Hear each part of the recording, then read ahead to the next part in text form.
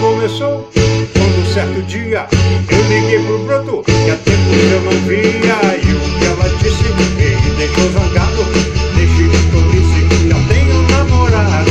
Fui à casa dela e lhe falei então: qual é essa história? Quero explicação. Quando olhei pro lado eu perdi a fala, descobri um cara que tinha minha cara e até seu nome era igual ao meu. Como era demais, eu sei não era eu.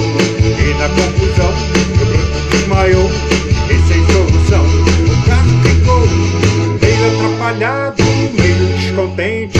Ia já ficando quando alegremente uma grande ideia eu tive então. Disse para alguém: me traga um violão e uma canção. Eu comecei a mostrar, mas o cara disse: também sei cantar.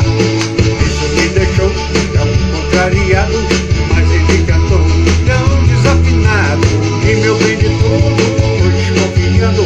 E ele envergonhado foi logo se mandando. Perdão ela pediu, um beijo eu lhe dei, e minha canção pra ela terminei.